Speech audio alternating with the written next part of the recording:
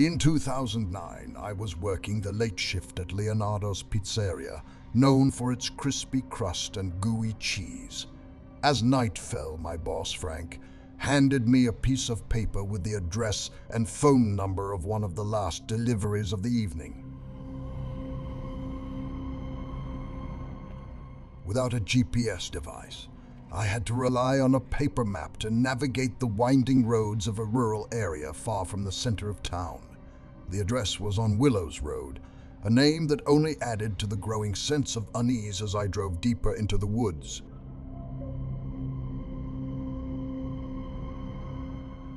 The road was poorly lit, and the dense trees cast eerie shadows on the narrow, winding road. With each turn, the darkness seemed to thicken, swallowing up the last traces of city lights. I had to stop several times, turning on the headlights to look at the map. Frustration mounted as I struggled to find the right house.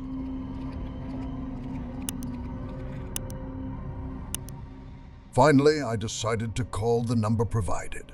The phone rang and rang before someone picked up. "Hello," a deep, even voice answered.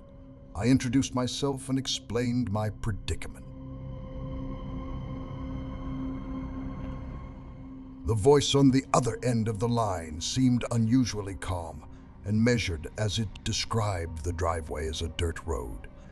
After some guidance, I found the driveway a narrow, unmarked path that led to a small. As I parked next to a rusty old pickup truck, a sense of unease washed over me. The house was bathed in a dim orange light shining through the windows. I grabbed the pizza boxes and headed to the front door where I couldn't see a doorbell.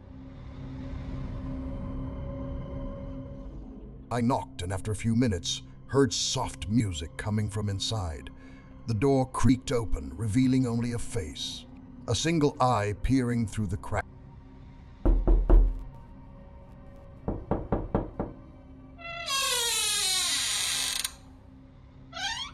I asked nervously if this was the place where I had ordered pizza. The eye confirmed it, and the door closed. I waited, growing increasingly nervous as the old music played.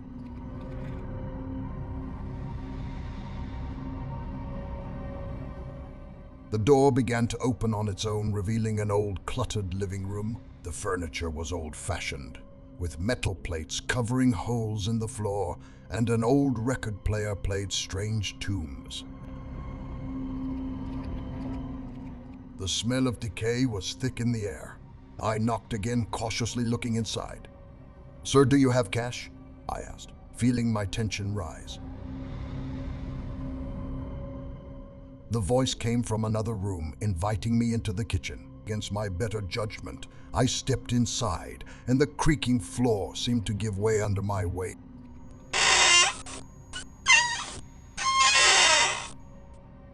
I glanced around and saw a narrow hallway with many doors. At the end of the hallway, a man was dancing to a strange rhythm. His movements were jerky and uncomfortable, and he felt as if his body was in a trance. I turned away, heading toward the kitchen. As I got closer, I saw the man's face peeking through the wall, his eyes still on me. My fear grew as the man let out a soft, unsettling chuckle, and then called out Randall in a commanding tone. I quickly made my way to the front door, desperate to escape. When I looked back, the dancing man was now standing still, staring at me.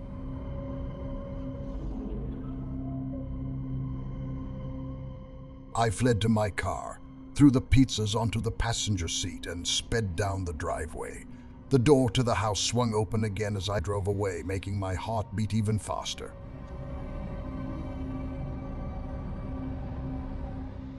Back at the pizza shop, I recounted the strange and terrifying experience to my coworkers and boss. Although the story seems almost comical in retrospect, the fear I felt that night was very real.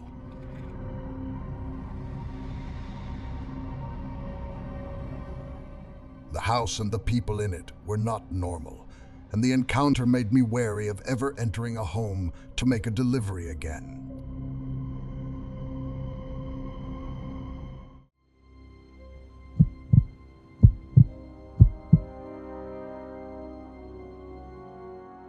It was a typical late spring night in Newark, Delaware, and I was finishing my shift as a Jimmy John's bike delivery boy. It was college rush hour, which meant the streets were packed with college students, many of them drunk and rowdy.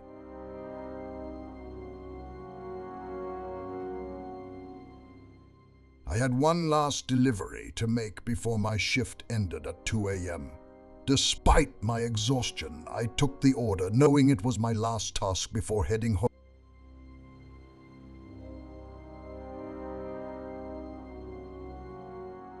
The address was familiar to me, as I had delivered there before. I cycled through the streets, eager to finish my shift and get some rest. When I got to the house, I knocked loudly on the door, but there was no answer. Growing impatient, I knocked again, louder this time. Still nothing.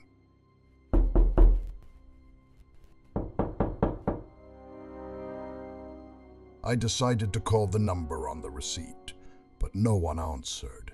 Frustration began to rise, and I looked around for any sign of activity. That was when I noticed a dark figure lurking behind some bushes across the street.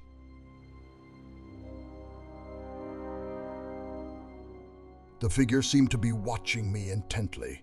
My heart pounded in my chest as I tried to ignore the ominous presence.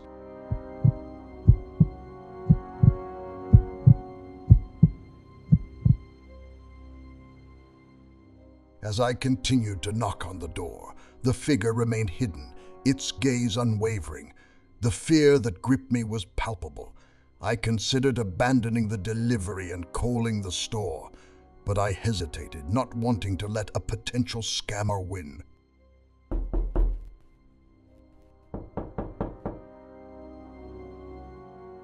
A moment later, the door finally opened, and a disheveled man emerged, claiming that he knew nothing about the order and that his roommate, who had placed the order, was upstairs, drunk.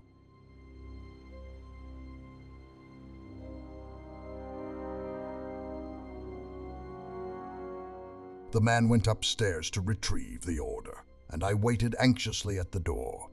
As I kept glancing at the bushes, I noticed the figure had gotten closer, now almost to the edge of the yard. Panic was building inside me. I had to get out of there quickly.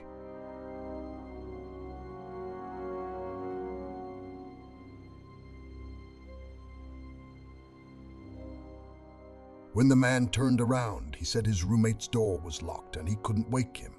Desperate to leave, I asked him to sign the order. He reluctantly agreed. I handed him the pizza, thanked him quickly, and headed straight for my bike.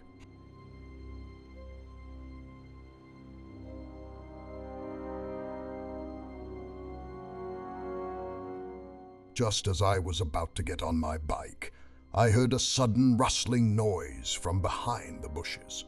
I turned around and saw the figure running towards me.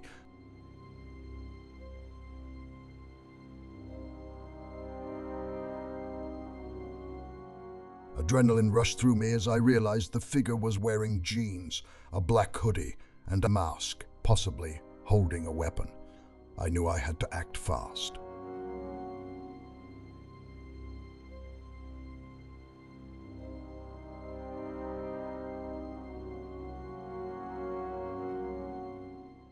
I pedaled furiously toward a nearby bike path, which was dark and unlit but might be an escape route.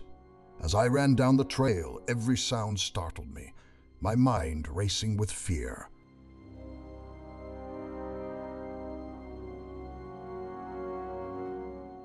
Luckily, I never saw the figure again and made it back to the store safely. My heart still pounds as I recount the terrifying experience to my coworkers.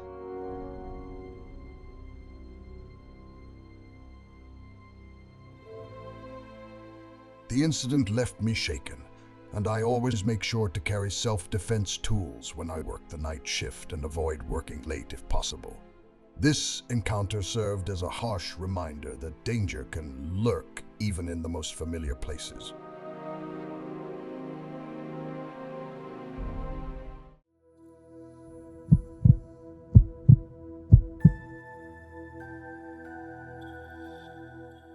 Late one night, while driving for Uber Eats in Wilmington, North Carolina, I was making a delivery that would turn into a nightmare. I had picked up a late delivery order from a fast food restaurant and was on my way to a house about 20 minutes from the bustling downtown area. It was a quiet night, and my route took me through increasingly deserted areas, eventually leading me to a cul-de-sac surrounded by dense woods.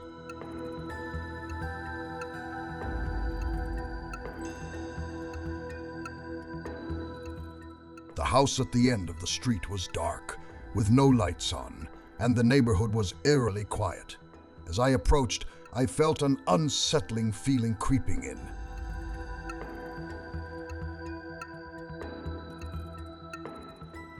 I used my phone flashlight to guide my way through the overgrown grass and up. The darkness was almost palpable, and I could feel the weight of isolation pressing down on me.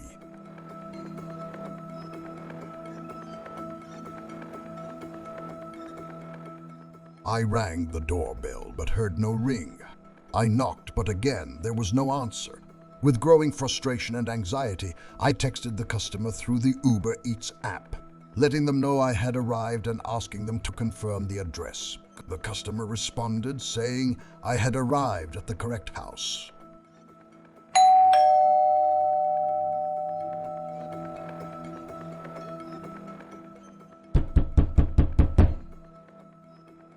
But offering no further assistance. I began to suspect that I was being scammed. As I considered leaving the food on the porch and turning around, I heard a male voice calling out to me from the darkness around me. I waved my flashlight, trying to identify the source of the voice, but I couldn't see anyone.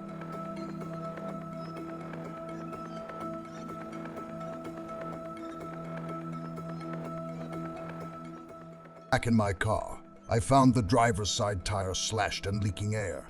Panic rose within me as I realized the severity of the situation. I locked the doors and prepared to call the police, but before I could do so, I saw a group of masked men surrounding my car.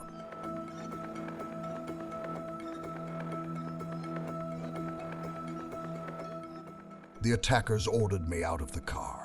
I was terrified, knowing that if they were armed, I wouldn't stand a chance. I reluctantly unlocked the door and they dragged me out of the car. The attackers beat me, stole my belongings, including my phone, wallet, and smartwatch, and fled into the darkness.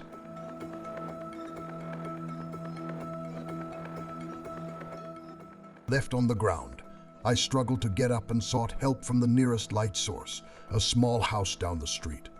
A kind woman opened the door and allowed me to use her phone to call the police and roadside assistance. My car was towed, and my father came to pick me up.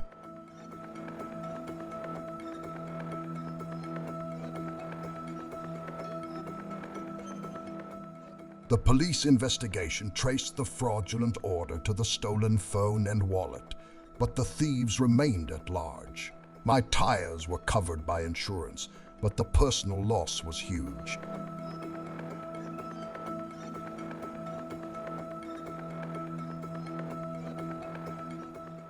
This traumatic event taught me a painful lesson about safety and vigilance. I took a break from delivering, eventually returning to the day shift, forever changed by that terrifying night.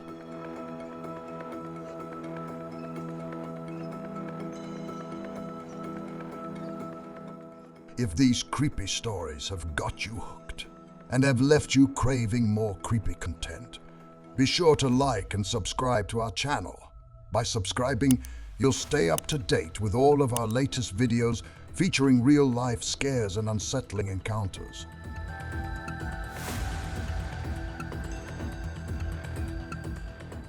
Don't forget to leave a comment with your thoughts or share your own eerie experiences. Hit the notification bell so you'll always be the first to know when we post new content. Thanks for your support and stay tuned for more